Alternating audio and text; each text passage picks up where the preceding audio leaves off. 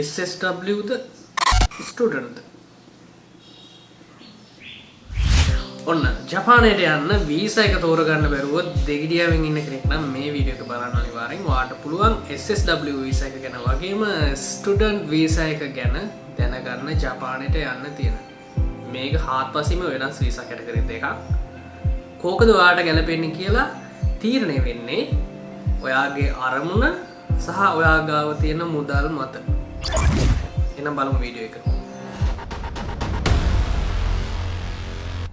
හරි ඔන්න ජපානයට යන්න ඉස්සර ඉඳන්ම පාවිච්චි කරපු වීසා එක තමයි ස්ටුඩන්ට් වීසා කියලා කියන්නේ. ලංකාවෙත් මේ වෙනකොට අද වෙනකොටත් ප්‍රසිද්ධම වීසා එක තමයි ජපානයට යන්න පාවිච්චි කරන ස්ටුඩන්ට් වීසා එක. ඉතින් ඊට අමතරව 2018 දී ලබා දුන්නා SSW කියලා වීසා එකක්. ඒකයි මේකයි අතර තියෙන වෙනස මොකද්ද කියලා අපි බලමු. ස්ටුඩන්ට් වීසා කියන්නේ ඉගෙන ගන්න යන්න තියෙන වීසා එකක්.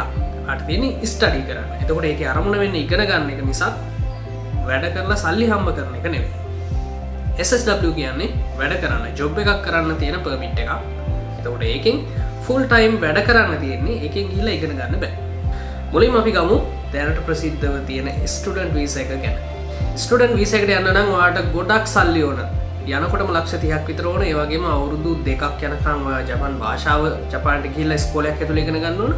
ඒක ඉවර කරලා තවත් අවුරුදු 2ක් විතර ඔයාලට ටෙක්නිකල් කොලෙජ් එක එහෙම නැත්නම් යුනිවර්සිටි එක උපාධිය ගන්නකම් ඔයාලට ඉගෙන ගන්න ඕන.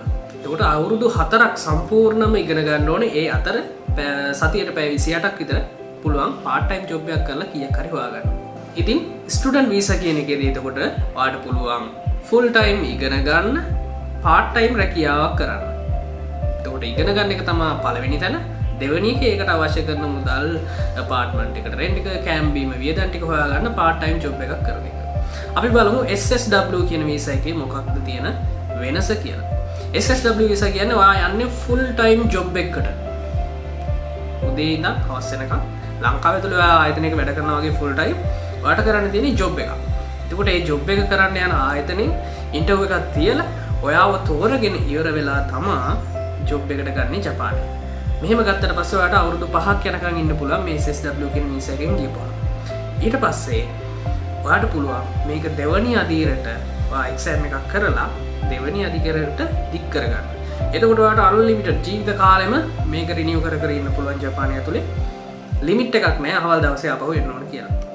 පැහැදිලිද? එතකොට ස්ටුඩන්ට් වීසා එකෙන් ගිහලා අවුරුදු 4ක් ඔයා වියදම් කරලා යුනිවර්සිටි ෆීස් ගෙවලා ඉගෙන ගන්න ඕන. ඊට පස්සේ උපාධිය සම්පූර්ණ කරාට පස්සේ පුළුවන් ඔයාට ෆුල් ටයිම් ජොබ් එකකට එන්න. SSW එකේදී පුළුවන් ඔයාට ගියපු දවසේ ඉඳන් ජපානයට සම්පූර්ණම ෆුල් ටයිම් ජොබ් එකක් කරලා සල්ලි හම්බ කරන්න. ස්ටුඩන්ට් යනවා නම් ඔයාට ඉගෙන ගන්න නම් අවශ්‍ය වෙන්නේ ඔයා තෝරගන්න ඕන ස්ටුඩන්ට් කියන වීසා එක. ඔයාට වැඩ කරන්න රැකියාවක් කරන්න සල්ලි හම්බ කරන්න නම් අවශ්‍ය වෙන්නේ ඔයා තෝරගන්න ඕන SSW කියන වීසා එක. දැන් බලමු මේ දෙකට යන්න තියෙන සුදුසුකම් මොනවද කියලා. නිහොන්ගෝ ගක්කෝ එහෙම නැත්නම් ජපාන් ස්කෝල් එකට ඔයා ඉගෙන ගන්න යනවා නම් ලංකාවේදී N5 JLPT වෙන්න පුළුවන් නැට් වෙන්න පුළුවන්. N5 කියන විභාගේ හෝ JLPT 4 තව ලෙවල් එකක් උඩට තව ටිකක් දැනුම වර්ධනය කරගෙන level 4 වෙනකම් N4 හරි JLPT level 4 හරි වෙනකම් ඉගෙන ගන්න ඕන. එතනින් පස්සේ ඔයාලට පුළුවන් යුනිවර්සිටි එකේ ඉන්ටර්විව් එක ෆේස් කරලා ඒක සමත් වෙලා ඉගෙන ගන්න ඒ යුනිවර්සිටි එකට යන්න. හරි. SSW එකේදී ඔයාලා SSW රැකියා ශාස්ත්‍ර කිහිපයක් ජපානයෙන් දීලා තියෙනවා. මම වෙබ්සයිට් එකේ link එක දාන්නම් පහළ description එකෙන්. ඔයාලට පුළුවන් ගිහලා බලා ගන්න විස්තර. එහෙම නැත්නම් කමෙන්ට් එකක් දාන්න රැකියා ගැන විස්තර අවශ්‍යයි කියලා. එතකොට මම තව වීඩියෝ එකක් හදලා දාන්නම්. එක එක දීලා තියෙන රැකියා මොනවද, ලංකාවට දැනට දීලා තියෙන රැකියා මොනවද කියලා. SSW වීසා එකෙන් යන්න නම් ඔයා JLPT කියලා විභාග සීරියස් එකක් තියෙනවා ජපාන් භාෂාව සම්බන්ධව. ඒකෙන් level 4 වෙනකන් ඉගෙනගෙන තියෙනවා. එහෙම නැත්නම් තව ඊට වඩා ලේසියට තියෙනවා JFT කියලා විභාගයක්. ඒකෙන් ඔයාලට පුළුවන් ජපානයේ SSW කියන වීසා එකට ඇප්ලයි කරන්න. මොකද මේ JFT එකයි JLPT එකයි වෙනස කියලා අපි බලමු. JLPT exam එකයි JFT exam එකයි දෙක අතර වෙනසක් තියෙනවා. ප්‍රධානම වෙනස විදිහට මම දකින්නේ JLPT exam එක අවුරුද්දකට දෙපාරයි ඔයාලට ලියන්න පුළුවන්. JFT කියන එක්සෑම් එක අවුරුද්දේ හැම මාසෙම ඔයාලට ලියන්න පුළුවන්. එතකොට බැරි වෙලා හරි මම දෙසැම්බර් මාසේ JLPT විභාගේ ලියලා ෆේල් වුණොත් අයමට මාස 6ක් ඉන්න ඕන ඊළඟ වතාවේ JLPT විභාගයට මුහුණ දෙන්න. හැබැයි JFT විභාගේ මම අද ලියලා ෆේල් වුණොත් දවස් 45ක් ඉඳලා මට පුළුවන් ආපහු සැරයක් try කරන්න JFT විභාගයට. එතකොට එතන පාස් වුණොත් එහෙනම් මට යන්නේ දවස් 45ක් විතරයි. එතකොට අර ගොඩාක් කාලයක් බලාගෙන ඉන්න ඕන වෙන දේ නැති වෙනවා මේ JFT කියන විභාගයට. ඊට අමතරව JLPT කියන විභාගේ ගොඩාක් කර්මණු කරලා තියෙන තියරි පැත්ත. එතකොට JFT කියන විභාගයේදී ස්පෝකන් පැත්තට එහෙම නැත්නම් කමියුනිකේෂන් පැත්තට වැඩි ප්‍රයොරිටි එකක් දීලා තියෙනවා මේ JFT කියන ඉරෝදෙටික් සිලබස් එක ඇතුළේදී. එහෙනම් ඔන්න මතක ඇති ස්ටුඩන්ට් වීසා එනවා නම් JLPT 4 JLPT 5 කරන්න පුළුවන්. එහෙම නැත්නම් NET 4 NET 5 කරන්න පුළුවන්. SSW වීසා එකෙන් යනවා නම් JLPT 4 හරි JFT හරි විභාග දෙකෙන් එකක් කරන්න ඕන. ඊට අමතරව SSW එකට අදාළ ජොබ් කැටගරිස් ගොඩාක් දීලා තිනවා ජපානෙන්. ඒකෙන් කැමති එකක් තෝරගෙන ඒකට අදාළ එක්සෑම් එක ඔයාලා ලියන්න.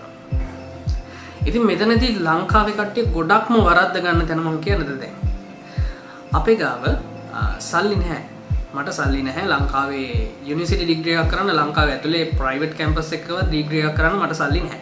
එතකොට මම තෝරගන්නවා ජපානයට යන්න ස්ටුඩන්ට් කියන වීසා එක. එතකොට මේකෙදී ගැටලු ගොඩක් තියෙනවා. මොකද මං ගාව සල්ලි නැහැ. මම ගිහිල්ලා යන්නත් ලක්ෂ 30ක් විතර වියදම් කරන්න ඕන. ඒ වගේම ගිහිල්ලා ඉවරලා ඉගෙන ගන්න කාලය ඇතුළතත් වියදම් කරන්න ඕන. ඉතින් මේ විදිහට සල්ලි වියදම් කරන්න අපි ගාව නැති හින්දා ෂෝ මනි කියලා ලස්සන නමක් දාලා අපි ගාව නැති සල්ලි බොරුවට පෙන්නන සර්විස් එකකුත් ලංකාවේ තියෙනවා. ඉතින් මේකෙන් පුළුවන් අපි ගාව සල්ලි නැහැ. පොලියට සල්ලි අරන් අපේ account එකකට දාලා ඒ පොලිය ගෙවන්න ඕන අපි මාසෙකට සැරයක්. එතකොට යුනිවර්සිටි එකෙන් බැංක් account check කරලා ඒ දේවල් කරනකම් ඒ සල්ලි අපේ account එකකට දාලා තියාගන්න. මේ සල්ලි ගන්න පොලියට. නිකන් අපිට කවුරුත් දෙන්නේ නැහැ. ලක්ෂ 30ක් විතර, ලක්ෂ 60ක් විතර දෙන්නේ නැහැ. අපේ account එකට පොලියට දාලා තියාගෙන ඒ සල්ලි පෙන්නලා යුනිවර්සිටි එකට අපි ගාව සල්ලි තියනවා කියලා බොරුවට ඊට පස්සේ වීසා එක අප්‍රූව් කරගන්නවා. එතකොට ඔයාලට යන්න කලින් ෂෝ මනි කරන්නත් මුදලක් වැය වෙනවා. ඊට පස්සේ යන්නත් ලක්ෂ 30ක් විතර මුදලක් වැය වෙනවා. ඒකටත් ලෝන් එකක් දෙන සර්විස් ලංකාවේ තියෙනවා.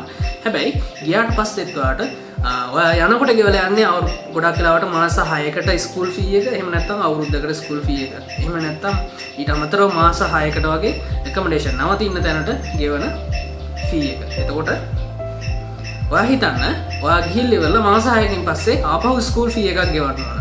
එහෙම නැත්නම් අවුරුද්දකින් පස්සේ ආපහු ස්කූල් ෆී එකක් ගෙවන්න ඕන. මේ විදිහට අවුරුදු 4ක් යනකම් ඔයා ඉන්න ඕන. ඒ ඉන්න අවුරුදු 4 ඇතුළත ඔයා කන්න බොන්න ඕන. ඔයා ලංකාවෙන් ණය වෙලා ලෝන් එකක් දාලා ගියා නම් ඒවට කරන වාරික ගෙවන්න ඕන. ඉතින් මේක ලොකු ස්ට්‍රෙස් එකක් ලංකාවේ ළමයින්ට. ඇත්තටම එතකොට ස්ටුඩන්ට් වීසා එක හදලා තියෙන්නේ කාටද කියලා ඔයා දන්නවද? ඇත්තටම ස්ටුඩන්ට් වීසා එක හදලා තියෙන්නේ සල්ලි තියෙන පවුලක ළමයෙක්ට ජපානයේ ගිහිල්ලා ඉගෙනගෙන උපාධියක් සම්පූර්ණ කරලා හොඳ රැකියාවක් ගන්න. පැහැදිලිද? එතකොට SSW කියන වීසා එක ඇත්තටම හදලා තියෙන්නේ ජපානයේ ජොබ් එකක් කරන්න, ජපානට ලංකාවෙන් එළියට ගිහිල්ලා සල්ලි හම්බ කරන්න ඕන කියන අදහසින් ඉන්න කෙනෙක්ට ජපානයේ රැකියාවක් හිමි කරගෙන ඒ රැකියාවට ජපානයට ගිහිල්ලා වැඩ කරලා සල්ලි හම්බ කරන්න. එතකොට ඔයා තීරණය කරන්න ඕන ඔයා යන්නේ ඇයි ජපානයට කියන එක. ඔයා යන්නේ ඉගෙනගෙන ඇත්තටම ඩිග්‍රී එකක් කරලා හොඳ මැනේජ්මන්ට් ලෙවල් එකේ ජොබ් පොසිෂන් එකකට යන්න හිතාගෙන නම් ඔයා තෝරගන්න ඕන ස්ටුඩන්ට් කියන වීසා එක. හැබැයි ඒකට මුදල් තියෙන්න ඕන ඔයාගේ පවුලට. ඔයා යන්නේ කොහොම හරි ජපානට ගිහිල්ලා සල්ලි හම්බ කරන්න ඕන. මට මේ ලංකාවේ ඉන්න ආර්ථික තත්ත්වය හරි නැහැ. මට මීට වඩා හොඳ ජීවිතයක් ලබා ගන්න ඕන කියලා හිතාගෙන නම් ඔයා තෝරගන්න ඕන SSW කියන මෙන්න මේ වීසා එක. මොකද ඔයාට පුළුවන් එකේ ෆුල් ටයිම් වැඩ කරලා සල්ලි හම්බ කරන්න. ඒ වගේම ස්ටුඩන්ට් වීසා එකට තරම් මුදලක් වැය වෙන්නේ නැහැ SSW කියන වීසා එකකින් ජපානයට යන්න. ලක්ෂ 13ක විතර මුදලක් තමයි අපේ ආයතනයේ වයරොන් ජපාන් ඇකඩමි ආයතනයේ ඔයාලගෙන් අය කරන්නේ SSW කියන වීසා එකකින් යන්න. ඒකත් ටිකට් චාර්ජස් එකත් ඇතුළත්. එහෙනම් පැහැදිලි අයිඩියා එකක් එන්නද කියලා හිතනවා SSW වීසා එක සහ ස්ටුඩන්ට් වීසා එක ගැන. මම අපහු කියනවා ස්ටුඩන්ට් වීසා එක තියෙන්නේ සල්ලි තියෙන ෆැමිලි එක කෙනෙක්ට ජපානට ගිහිල්ලා ඉගෙනගෙන හොඳ රැකියාවක් කරන්න පුළුවන් උපාධියක් අරගෙන ජපානයේ සෙටල් වෙන්න. SSW කියන වීසා එක තියෙන්නේ සාමාන්‍ය පවුලක එහෙම නැත්නම් දුප්පත් පවුලක ළමයෙක්ට ජපානට ගිහිල්ලා රැකියාව කරලා ජපානයේ ජීවත් වෙන්න පුළුවන් පරිසරයක් හදන්න. එතකොට සාමාන්‍ය පවුලක ඉන්න දුප්පත් ළමෙක් ස්ටුඩන්ට් වීසා එක තෝරගෙන ජපානට ගියොත් එයා ලොකු අමාරුවක වැටෙනවා ආර්ථිකව සහ මානසිකව. මොකද අර අපි මෙහෙ ණය වෙලා යන සල්ලි අපහු අපි ගෙවන්න ඕන. එතකොට අපිට එතන ජොබ් එකක් කරන්න බෑ ෆුල් ටයිම්. අතර සල්ලි ගන්න ජොබ් කුත් දැන් ජපානයේ හරි අඩුයි. ඉතින් ඔයාලා දන්නවා ජපානයේ අලුත් ආණ්ඩුව පිටරට පුද්ගලයින්ට කැමති නැහැ. ගයිචින්ද එපා කියලා කියන්නේ නේ. ගයිකොකුචින්ද එපා කියලා කියන්නේ. ඉතින් මේ සතෝර ගන්නකොට ඔයා හොඳට කල්පනා කරන්න. ඉස්සර වගේ නෙමෙයි දැන් වීසා වර්ග දෙකක් තියෙනවා. ස්ටුඩන්ට් වීසා එකට අමතරව SSW කියන වීසා එකක් තියෙනවා. SSW කියන්නේ Specified Skilled Worker. එහෙම නැත්නම් සිංහලෙන් කියනවා නම් විශේෂ නිපුණ සේවක වීසා එක කියලා කියනවා මේකට. එතකොට SSW කියලා කියන්නේ Specified කියන්නේ එක ශාස්ත්‍රයකට, Skilled කියන්නේ ස්කිල් එකක් තියෙනවා, හැකියාවක් තියෙනවා, ඒක හදාගෙන තියෙනවා. වර්ක කියලා කියන්නේ වැඩ කරනවා. එතකොට එක ශාස්ත්‍රයකට දැනුම හදාගෙන ඒ ශාස්ත්‍රයේම රැකියාවට ජපානයට යනවා කියන එක තමයි මේ SSW කියලා අරමුණු කරන්නේ. එහෙනම් ඔයා තෝරගන්න බැරුව කවුරු හරි කෙනෙක් ලොකු පඹ ගාලක පැටලෙන්න යනවා නම් එයාට උදව් කරන්න. ස්ටුඩන්ට් වීසා එක තියෙන සල්ලි තියෙන ළමයෙක්ට ගිහිල්ලා ජපානයේ ඉගෙන ගන්න. SSW කියන වීසා එක තියෙන්නේ ජොබ් එකක් කරලා සල්ලි හම්බ කරන්න. එහෙනම් ඊළඟ ශ්‍රී ලාංකිකයෙකු විසින් ශ්‍රී ලංකානු රජය මෙන්ම ජපාන රජයද ලියාපදිංචි කළ හරිපාරෙන් ජපානයේ ආයතන 400කට වැඩි ප්‍රමාණයක් සඳහා සේවකයන් පුහුණු කර සැපයීමට 100% නීත්‍යානුකූලව අවසරලත් එකම ශ්‍රී ලාංකීය සමාගම වයිරොන් ජපාන් ඇකඩමි මගින් ශ්‍රී ලංකාවේදී ජපාන් භාෂාව මෙන්ම ජපානයේ සංස්කෘතිය ජපාන් ජාතික ගුරුවරුන්ගෙන්ම පන්ති කාමරය තුළදී ඉගෙන ගැනීමට දැන් පුළුවන්. භාෂාවෙන් හැකියාවෙන් දැනුමින් සන්නද්ධව ජපානයට එන්න ආර්ථික වශයෙන් ශක්තිමත්ව ජපානයේ දිගුකල් රැඳෙන්නට වයිරොන් ඉන්ටර්නැෂනල් අප ඔබ සමග සිටින්නෙමු. හරිපාරෙන් ජපානයට එන්න ජපානයේ රැකියාවක් ලබා ගන්න අවතන්න 076 8 791 599